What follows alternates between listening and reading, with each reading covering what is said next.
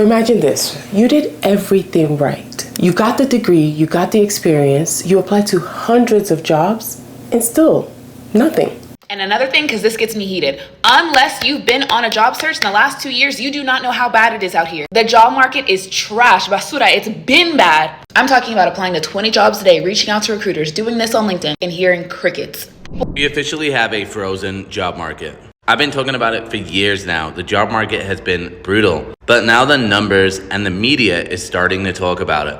They are saying that hiring levels are as low as they were back in 2010. But today I just got a rejection email. Once again, I feel like it's been a track record for me for the past few months. Doing interviews, multiple rounds of interviews, and I get rejected. And I don't know what I'm doing wrong because I feel like I do great on the interviews. And I feel like I ask the questions, I'm saying the right things, and I still get rejected. So I just did an interview, and the person interviewing me told me that there were 600 applicants. And out of the 600 applicants, they only selected 8 resumes.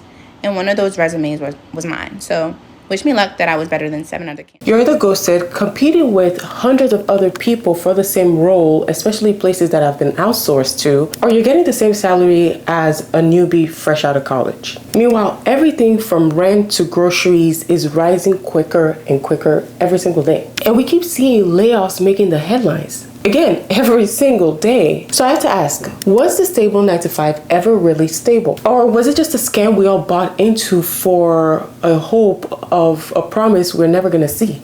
Hi, I'm Maria. If you're curious about consumer behaviors, career talks, and money breakdown in today's economy, don't forget to hit that subscribe button. I signed a job offer for a company in April of 2024. Today is January 14th, 2025, and I've yet to start that job.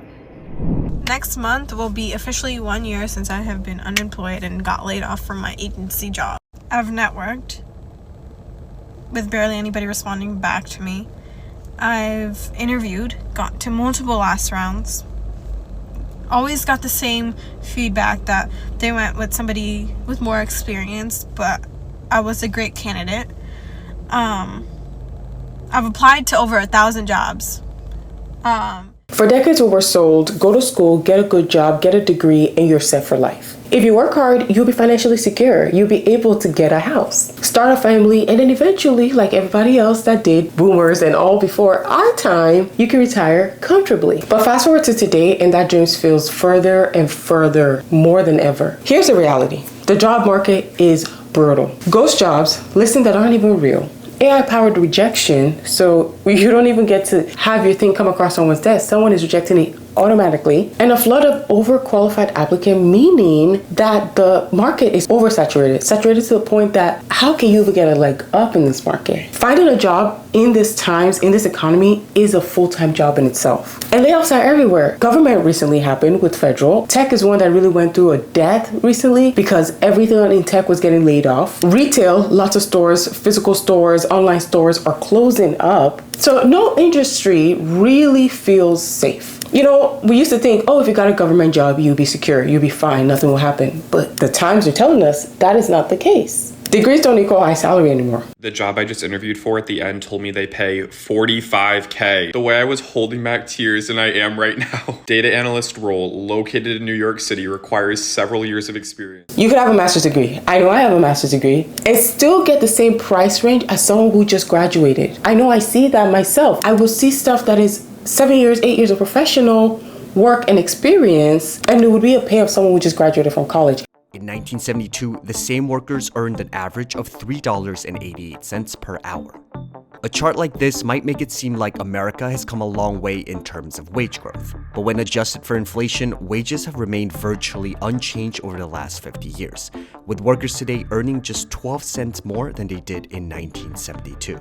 When the average American... How can you survive on that with a master's degree, knowing most people take loans out in the United States to go study? How is that sustainable for the individual? When we look at the trend here, you can see that these layoff announcements late last year were hovering around 50,000, 60,000, but there's been this notable spike up to 172,000. And with this whole new tariff situation, trade restrictions, even with basic things like clothes and grocery, might get even more expensive. We know this. We've been hearing this. Tariffs. Those are taxes, meaning that we bear the brunt of those taxes. So if the safe 9-to-5 job isn't actually keeping people secure anymore, what is the alternative? What can we go to these days? How did I become a full-time content creator? So this is a question that I get a lot. Let me run through this quickly.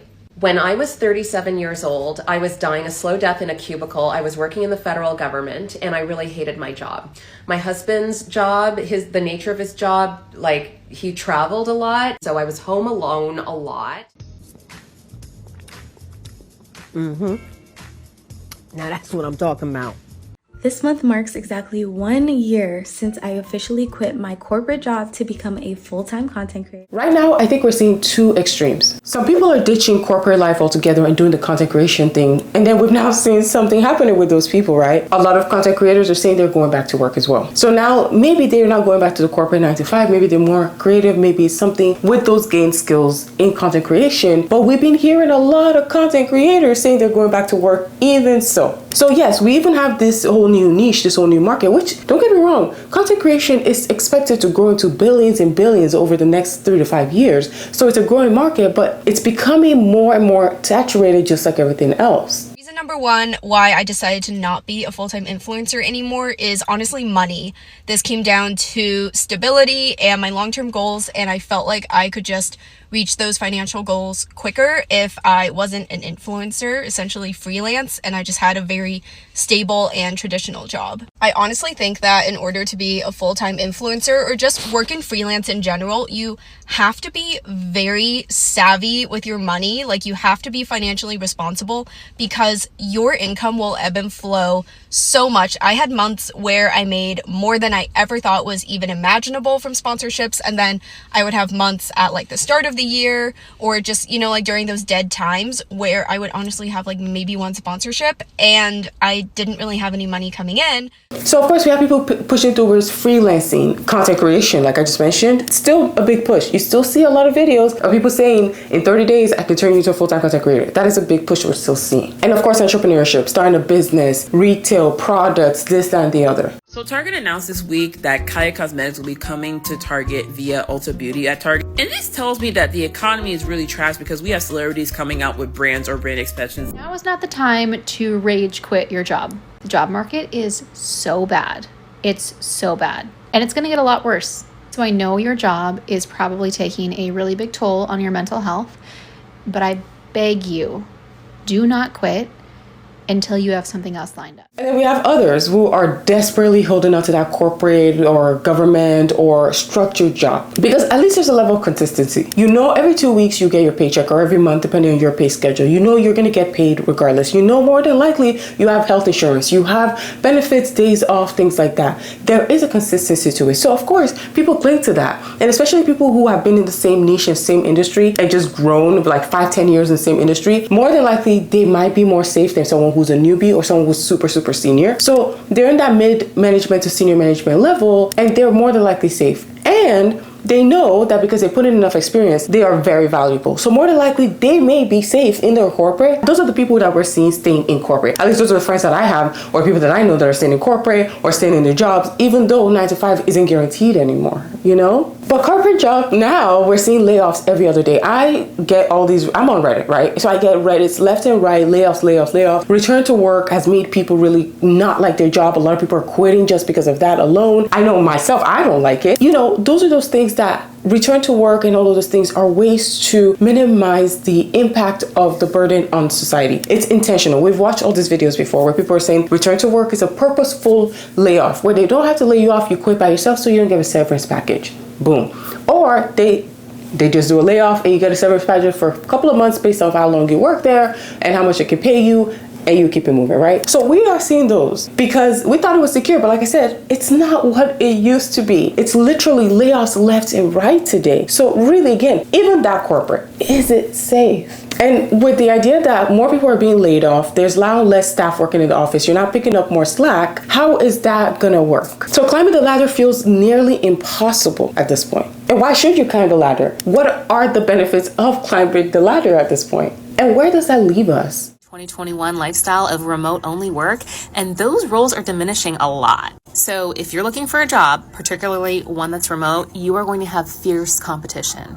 So be prepared to differentiate yourself. Do some networking, do some personal branding, put yourself out there, expand your reach, and that could help you. Instead of choosing one extreme, the smartest thing to do is build a career strategy that works in today's world. Here's what that actually looks like. And this is something that I actually do myself. Master the bridge strategy. That is your 9-to-5 income. I have one of those. Your investments. I have that as well. And your side gig, your side hustle. This is my side gig, my side hustle on top of other side gigs, but this is one of them. Keep that stability of a 9-to-5. I know I am. Get your money. And let's be honest, I keep saying 9-to-5. Correction, it's really 9-to-6. So while you're stacking your steady income and your steady paycheck, you can build your side gig. You can build your side hustle. You can pay a video editor to edit your videos. You can pay someone to write your scripts. You can pay someone to help you advertise. You can pay someone to help you post. So you can take a lot of that work off your back because now you're outsourcing some of the things that you pretty much just pay someone for, and that way you're using that to still build a future for yourself. Less work on your back. Or you can say, listen, I don't want to pay anybody. I did that for 4 or 5 years, right? I did that for about 5 years. I was like, I'm not going to pay anybody. I did it all by myself. It was backbreaking work, I'll be honest with you, and that's why I recommend the outsourcing, but you could do it. You could do it on that 9-to-5, 9-to-6, whatever income. Aim for eye-paying skills, right? Like I just mentioned, I know how to edit now. I know how to sound. I know how to recruit for people. I have a virtual assistant working for me. I also want to outsource things to help me outsource other things, to make things easier for myself. Like I said, that was my biggest mistake up front. And I'm learning that now, right? Before I did all that, I gained those high-paying skills. I can edit. And so if someone wanted to edit, I can do that and get paid for it. If someone wanted me to go and speak for something, I can do that. If someone wanted to know how, producing a shirt and bringing a shirt and a product from idea to production to sales, I can do that. Those are skills that I know how to do because of all the things I've been doing for my content and socials and other people that I've helped build their content, right? Skills, not just education, but skills that can allow you to pivot quickly if worst comes to worst. Worst comes to worst, I can pick up 5 to 6 editing jobs at about $100 each